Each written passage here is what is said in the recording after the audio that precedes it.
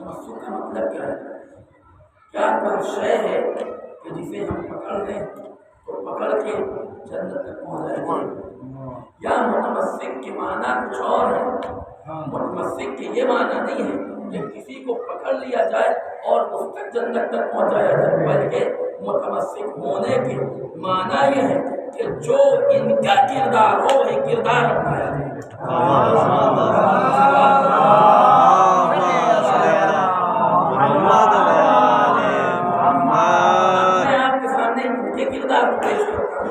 ہمیں ویسا بننا چاہیے اور بنتے ہیں یا نہیں ہیں، ہم اور آپ فیصلہ کریں۔ غرور، تکبر، گھمنڈ اچھی چیز ہے نہیں؟ کیا خیال ہے؟ اچھی چیز ہے نہیں؟ میں یہ کہوں، میں بہت عزت دار انسان ہوں، میری بہت بڑی عزت ہے۔ کیوں؟ اس لیے کہ میں اپنے اطراف کا ذمہ انسان ہوں۔ اچھی بات ہے، بری بات؟ میں یہ کہوں میں بہت بڑا عزت دار انسان ہوں، اس لیے کہ علاقے کا جو آفیسر ہے اس سے میرا بہت اچھا تعلق ہے، بہت اچھا رابطہ ہے۔ اس طریقے کی باتیں کرنا اچھی بات ہے، بری بات؟ ہر انسان کہے گا اچھی بات نہیں، لیکن میں فخر و مباحت کے طریقے کو بدلوں اور میں یہ کہوں میں بہت عزت دار انسان ہوں، میری بہت بڑی عزت ہے۔ کیوں؟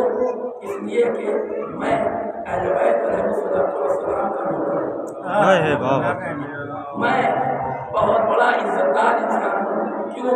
اس لیے کہ میں خاک پائے محمد و آل محمد ہوں۔ یہی بات اچھا فخر و مباحت وہاں بھی ہے، فخر و مباحت یہاں بھی ہے، غرور کا طریقہ وہاں بھی ہے، غرور کا طریقہ یہاں بھی ہے، لیکن نوعیت کے بدلنے سے، کیفیت کے بدلنے سے معنی تبدیل ہو گئے۔ اب تک اس سے پہلے تک جو غرور، جو تکبر برا سمجھا جا رہا تھا، وہی غرور، وہی تکبر اب ہمارے بارگاہ میں، ہمارے کلچر میں، ہمارے سماج میں اچھا مانا جا رہا ہے۔ کیوں؟ اس کا مطلب یہ ہے غرور و تکبر برا چیز نہیں ہے، برا یہ ہے کہ ہم کس میں اپنے آپ کو غرور و تکبر کر رہے ہیں۔ سلوات پڑھتے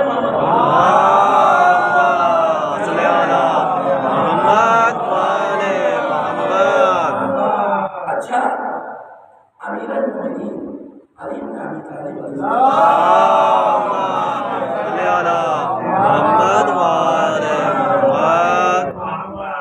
ان کے پاس کسی سے کی کمی ہے؟ جس شے کے بارے میں تکبر اور غرور اور فخر و بہار کرنا چاہیے، وہ کہہ سکتے ہیں میں بہت بڑا عزت دار انسان ہوں، اس لیے کہ میں صاحب کوثر ہوں۔ میں بہت بڑا عزت دار انسان ہوں، اس لیے کہ میں شافع نشر ہوں۔ ہم صبح و شام عبادتیں کرتے ہیں اس لیے کہ کسی طریقے سے جنت میں داخل ہو جائیں اور جہنم سے بچ جائیں۔ امام کہہ سکتے ہیں نا کہ میں بہت بڑا عزت دار انسان ہوں، اس لیے کہ جس جنت میں جانے کے تم خواہش مند ہو اس کے سردار ہمارے بچے ہیں۔ جس جنت میں تم جانا چاہتے ہو اس کے سردار ہمارے بچے ہیں۔ آج کل ہمارے درمیان ایک روایت کو پیش کیا جاتا ہے، روایت میں کوئی اشکال اور کوئی کمی نہیں ہے، لیکن اس کے مطلب کو ہم غلط لیتے ہیں۔ وہ کیا؟ امام جعفر صادق علیہ السلام صلی علی محمد وعلی محمد مبکا علی الحسین ابکا وتباکا وجبت له الجنہ، جو حسین پر روئے بلائے، رونے جیسی صورت بنائے،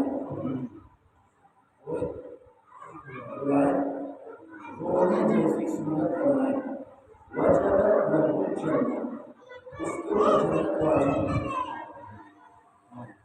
امام خمینی رحمۃ اللہ علیہ فرماتے ہیں کہ اس حدیث میں کوئی اشکال نہیں، حدیث بالکل صحیح ہے، لیکن یہ کیسے ہوگا کہ ممبر پڑھنے والا اور پڑھنے والا حسین کے لیے پڑھے؟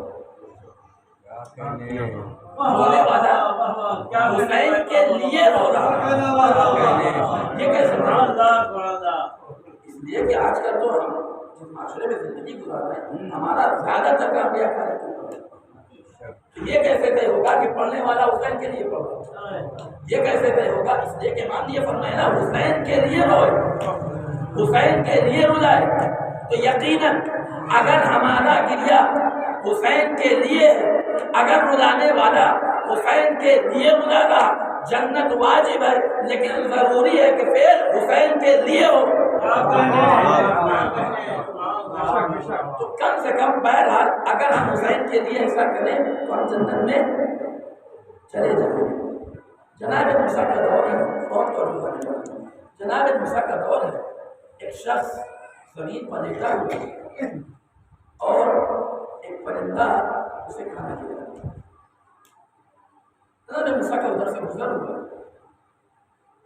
جناب موسیٰ نے جیسے ہی دیکھا سمجھ گیا کہ کوئی معمولی شخصیت نہیں ہے، اس کی خدمت میں حاضر ہوئی، سلام کیا اور سلام ہوا کے بعد اس نے برجستہ یہ کہا کہ موسیٰ آپ اپنے پروردگار سے بات کرنے جا رہے ہیں، ذرا اپنے پروردگار سے پوچھئے گا کہ جنت میں میرا پڑوسی کون ہے۔